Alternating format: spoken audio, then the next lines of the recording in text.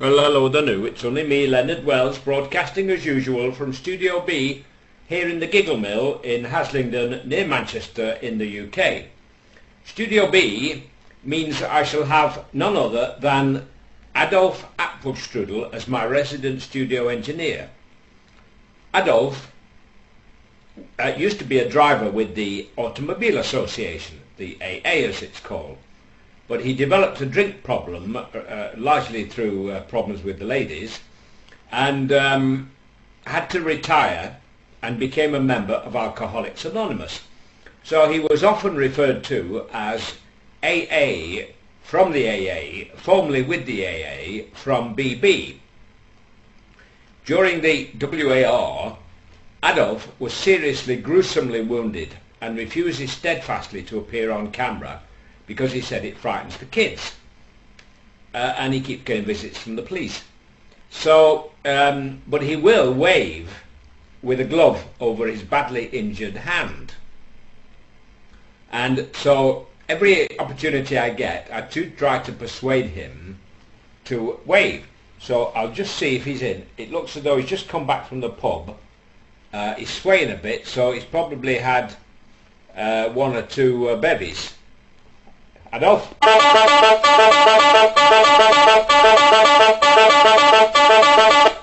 Oh, he's in one of those moods. He's playing his music. Adolf, are you listening, Adolf? Adolf? Oh, that's better. I thought for a minute he'd gone off me. Adolf, will you wave to the audience today? Do you think? He says no, he's had a skinful.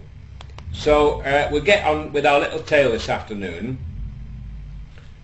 Our little tale which concerns a blind man one day who was walking along the street and he was attacked by a dog. And a woman was watching and she rushed across the road to try and help, but she was too much afraid of the dog. But she noticed the blind man reached into his pocket and took out something looked like a sandwich and gave it to the dog. So the lady was so impressed, she went up and she said, "Now my man," she said, "that is the most charitable thing I've ever heard or seen anybody do." She said, "He was attacking you and yet you still fed him." So the blind man looked and he said, "Listen, sister," he said, "I was just trying to figure out where its mouth was so I could kick its ass." Thank you.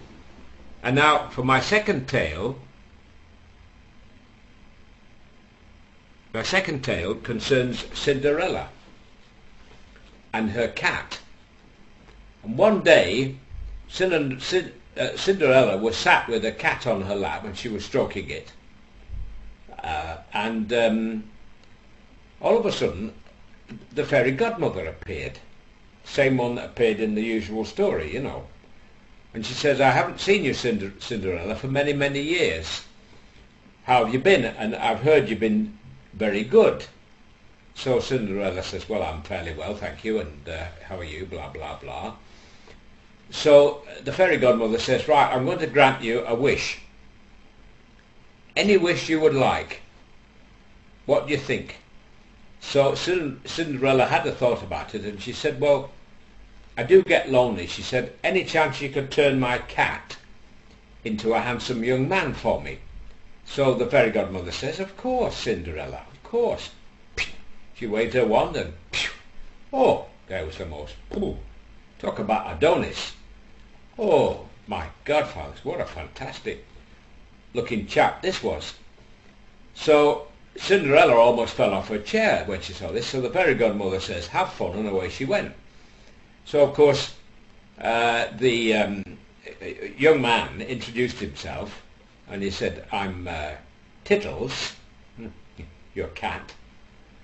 He said, "And I think you're cute," and I always did. But he said, "I think you're going to be a bit disappointed because if you'd known, you probably wouldn't have had me neutered 20 years ago." Thank you and good night, folks.